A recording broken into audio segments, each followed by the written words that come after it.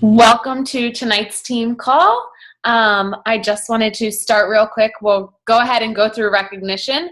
So I wanted to give a shout out to a couple people who are already on the board for the month of March. We're about a third of the way into the month. So I wanted to give a shout out to Liz. I wanted to give a shout out to Heather. I wanted to give a shout out to Steph, Morgan, Brittany, Linda, where are we? And myself. Everyone on the board is at 1 or 2 Success Club points so far, which is awesome. It's a great way to start out the month. And as we know, Success Club is your benchmark. So that's kind of what you're using as your gauge each month to see how you're doing in your business. You can also use the leadership ladder, which is in your Coach Online office. The Success Club box that comes up right in the middle of the page. At the top, there's a tab that says leadership ladder. You can click on there, and it will kind of take you through a couple different benchmarks for your business. One being commission, one being rank, one being the amount of personally sponsored coaches with 1 or more Success Club points. One being Success Club points. A couple different ways to measure your business and see how you're doing. Tonight we're going to have a pretty quick call. I wanted to go over building your brand. I've been doing a lot of personal development and listening to videos, and actually had a meeting at my own work this month. And we went over building your brand, and there were a couple things that kind of hit home with me that I wanted to share with you guys. So one exercise we did was we wrote down what we wanted our brand to be. So what I want you guys to do tonight is, well, first let's talk a little bit about brand. What's your brand? Think of any popular brand, right? There's Safeway, or Stop and Shop, or Price Chopper, or Giant, or a bunch of different grocery stores. There's plenty of different brands. A friend of mine from work shared with me that she does not support Safeway, this brand of grocery store. She says every time she goes in there, something happens. Either they don't have the item she needs, or there's not good customer service, or the line is really long, or somebody's rude, or she just doesn't have a good overall experience when she goes to this Safeway. And it doesn't matter which store. She's been to a couple different ones, and she has the same experience, and she's like, why do I keep coming here? I'm not going to support this brand anymore. So she's got like kind of a bad taste in her mouth from it. And then on the other hand, she was talking about Starbucks, which, I mean, don't even get me started. I think Starbucks is pretty expensive. Don't get me wrong, I love it. But she talks about Starbucks and how they greet you when you walk in, and they've got everything down. It's a system, and they move through the line pretty quickly. And she's never had her order messed up, and everyone's polite and friendly, and it's just a good overall experience there. The coffee shop is clean, things like that. So what makes up your brand as on a large scale, say whoever you're working for in your full-time job, your family. I'm Kelsey King. I'm representing the King family. I'm also, my maiden name, McDonald. I'm representing my family. Your fitness business, and yourself, right? You wear plenty of different hats throughout the day, and all of that is your brand, okay? So when we're thinking about our brand, it's how you look, how you present yourself, how you act, the things you say, how you treat others, how you make other people feel, what you do for others, and there's a lot of different things that go into what your brand is. So what I want you to do is take out a piece of paper real quick and write down, what do you want your brand to be? Okay? I'm going to give you a second. and if you're watching the recording, feel free to pause this and take some extra time. I'm going to tell you what I wrote down when I did this the other day for what I want my brand to be. It doesn't have to be a lot. I wrote down,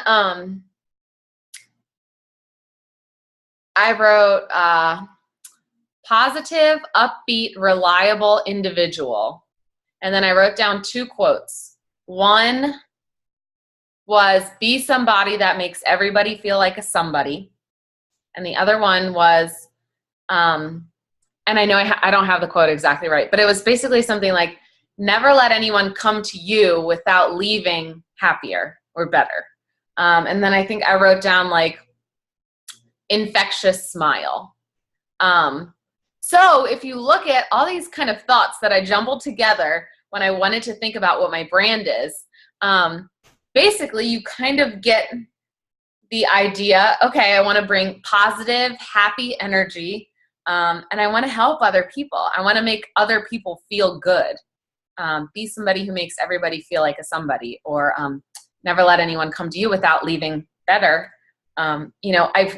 That's important to me, is making other people feel special or feel important or feel good about themselves. So that's my brand.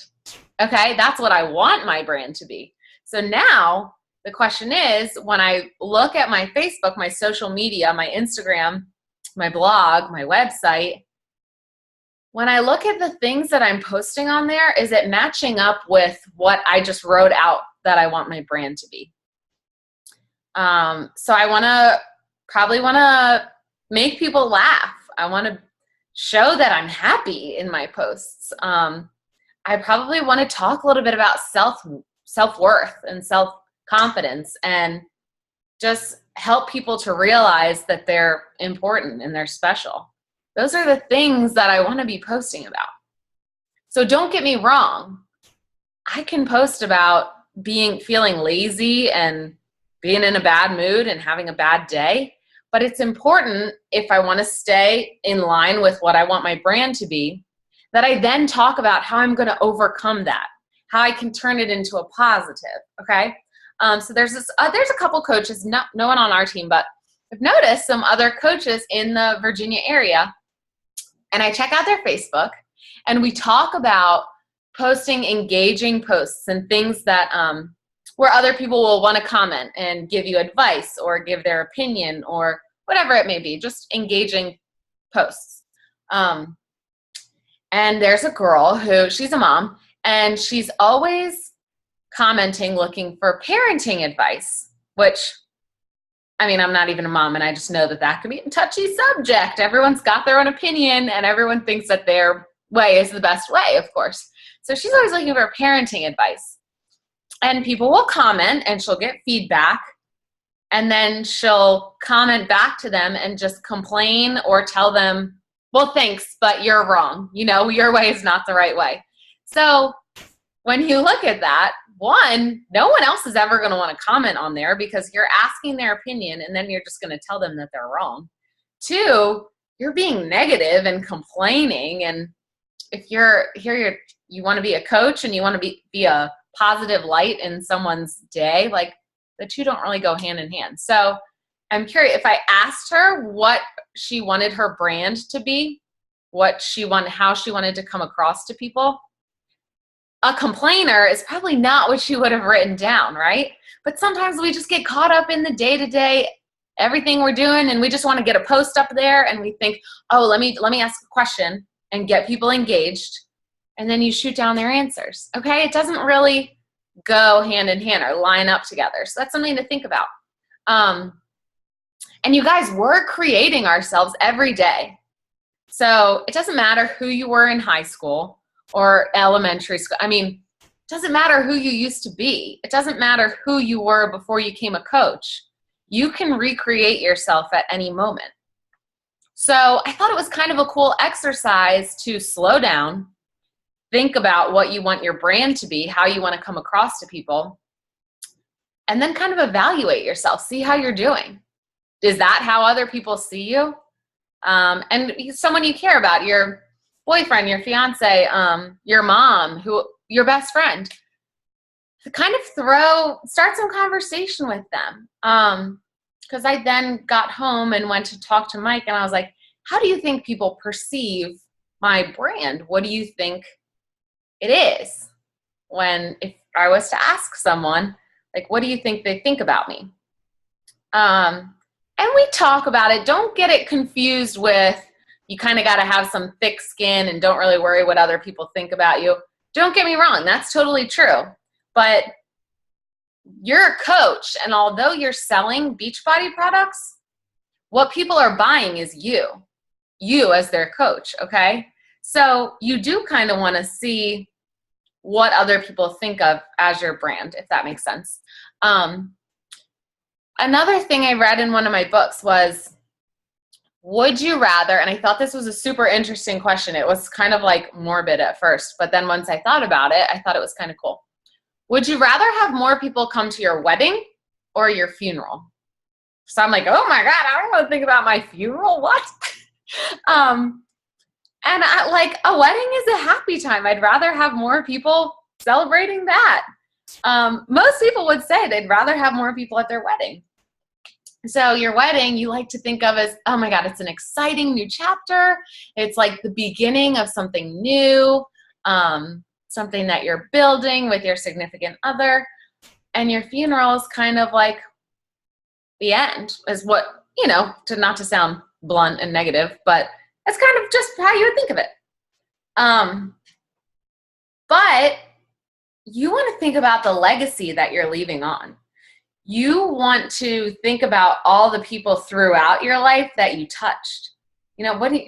Once you start thinking about what that question kind of means, it's about the impression that you left on the world and the people in your world. And so when you think about, it would be an honor to have all these people come to your funeral, right? So another way to think about this is kind of when you leave the room, what do people say about you? If people are going to talk about you, what are they going to say? Of course, you want it to be something positive. Well, are you giving them a reason to say something positive? Are you giving them a reason to say something negative? Just kind of things to think about. And again, I don't want you to get super caught up in what other people think matters, because there are plenty of people that think I'm some crazy shake drinking lady. I'd rather be a shake drinker than a crazy saran wrapper or whatever. Okay, that was mean. But think about what people might say about you when you leave the room, because guess what? You want it to line up with what you want your brand to be. So it's just something to kind of reflect and think about, especially when you're building your Beachbody business, because you're getting your brand out there and it's you that people are buying into. So another thing that I wanted to go over tonight is fake it till you make it. And that quote, I've said it to new coaches so many times because that's what I feel like I did. I became a coach. No one knows what they're doing. And you're just kind of winging it, and you're learning every day. It's kind of like an ever evolving, changing business for you, because you do learn as you go. And you don't need a background. You don't need to have it all figured out when you start. So I tell people, I was like, oh my gosh, I just looked up top coaches and tried to not be them, but see what they're putting out and put my own twist on it and put my own content out and kind of mimic how they were using social media and building their business. So now I feel like the quote, fake it till you make it, it's kind of evolving for me into a couple different things. One being, and this reminded what Morgan posted this morning about having faith in yourself, in the business opportunity, a couple different things, made me think more about faith it till you make it. You got to have a little faith. You got to have a little, you know what, whatever, I'm just going to try this out and I'm going to make it work. It's going to happen. You just need to have a little bit of faith. And the quote has also kind of evolved into fake it till you become it. because it goes along with all that positive self-talk that we talk about. If you're faking it long enough that you actually become it, okay? We're gonna watch a quick video, just a couple minutes long, that kind of goes hand in hand with this. And bear with me because the first couple minutes you'll probably be like, okay, where is this lady going? But the end was something that really kind of hit home for me. So maybe it will for you guys too. So let me go ahead and we'll pull that up and get started. Where do I have it? Okay. Make it. Like, it's not me. Like, I don't want to get there and then still feel like a fraud. I don't want to feel like an imposter. I don't want to get there only to feel like I'm not supposed to be here. And that really resonated with me because I want to tell you a little story about being an imposter and feeling like I'm not supposed to be here. When I was 19, I was in a really bad car accident. I was thrown out of a car, rolled several times. I was thrown from the car, and I woke up in a head injury rehab ward, and I had been withdrawn from college, and I learned that my IQ had dropped by 2 standard deviations, which was very traumatic.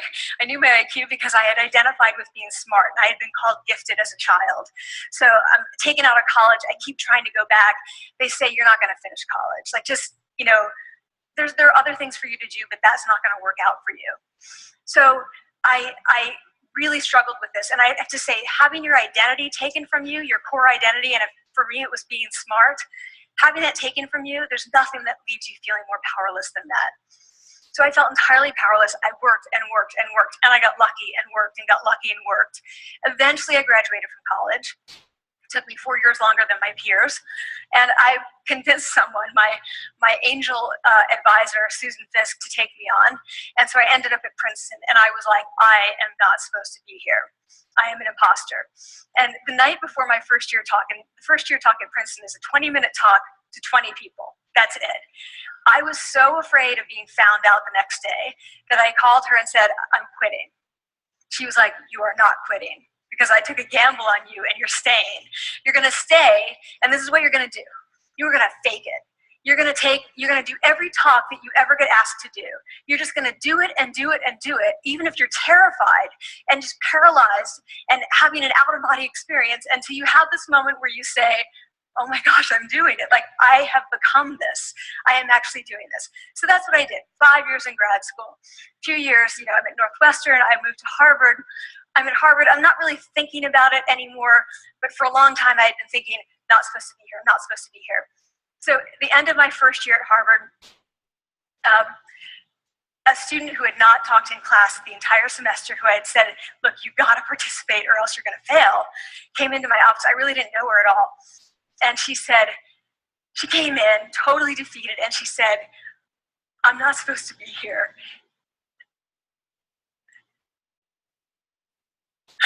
And that was the moment for me, because 2 things happened. One was that I realized, oh my gosh, I don't feel like that anymore.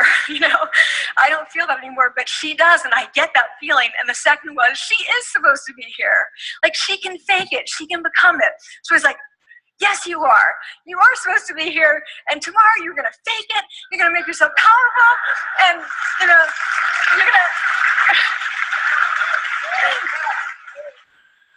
And you're going to go into the classroom, and you are going to give the best comment ever, And she gave the best comment ever. And people turned around, they were like, oh my God, I didn't even notice her sitting there, She comes back to me months later, and I realized that she had not just faked it till she made it, she had actually faked it till she became it. So she had changed. And so I want to say to you, don't fake it till you make it. Fake it till you become it. Okay, so that's pretty much what I wanted to share with you guys. And that's why, again, it was so cool that Morgan posted this morning, because so many people start off as a coach and they're not really sure. They're like, well, I'll try it, but I can't do what you do. Or they're just unsure. And it's just like she said in the video. She had a girl come up to her and say, I'm not supposed to be here. And it clicked for her. wow, I don't feel like that anymore. I mean, when I first started coaching, I was like, I don't know what the heck I'm doing. I don't think this is going to work, but I'm going to try it. Just going to wing it. And you get caught up in the day-to-day again. And wow, all of a sudden, looking back, I don't feel like that anymore. I know this is going to work, and I know the direction that I want to head in, and it's a great feeling. And when, especially as you're a new coach, you might not feel that way, and that's normal. But you fake it until you literally become it. When you can look back and you're like, wow, I don't have that uncertainty anymore. I guess I made it. I've become this inspiring coach that I have wanted to become. And a lot of times it clicks for people when they have someone send them that first message that says, thank you, or you've changed my life, or your support, you're the reason that I've achieved these results, that I'm off of my blood pressure medication, that I realize that I can improve my bone density because you've helped me, you've showed me, you've given me the tools to do weight-bearing activities. You've shown me that it's possible. You've given me the confidence to get started. And sometimes that's when it clicks too. And you're like, wow, that's what makes a successful coach, is helping other people. So it's kind of a cool feeling. And like she said, with this student that came up to her, she said, you're exactly where you're supposed to be. Because she had been there and she knew the feeling, and she knew that you can fake it till you make it. And even better than that, you can fake it until you become it. And then you've achieved success. And so I see that in all of you. And oh my gosh, especially our new coaches who are feeling so overwhelmed and filled with doubt. You're exactly where you're supposed to be. And you're going to fake it till you make it. You're going to faith it till you make it. Take that little leap of faith, and you're going to become it. Okay, so I'm going to leave you guys with that tonight. We will not have a team call next week. I'm headed to our Success Club trip tomorrow. And the last announcement that I did want to make, just to give you guys a heads up, kind of in advance, our virtual sneak peek into coaching, little events that we've been doing, like the virtual parties, they've been going well, and I think we'll definitely continue them. I did send out all the prizes from last month. But it's time we kind of regroup. I think if you are between the post office trips and the little mailers to put the prizes in and the prizes themselves, things are getting a little more expensive for me. So if you'd like to participate in our virtual party, I think we'll probably come to the agreement that if your coach gets drawn, we'll do the actual drawing out of a hat. If your coach gets drawn, you'll handle their prize for them. Just to kind of, you got to own your business, right? Just to kind of take ownership and split up some of the work. If I could send prizes to everyone, I totally would. But so anyways, that's just something to think of. You can stock up now. While it's great to share Beachbody products and get them more excited about it, it could be a personal development book. It could be even just like a cute notepad from Marshall's or whatever. It's up to you guys because they're your potential coaches. So that's really exciting. Thank you for listening, and I hope you guys have a great week, and I'm really excited to catch up with you guys when I come back from the trip. All right. Have a good night.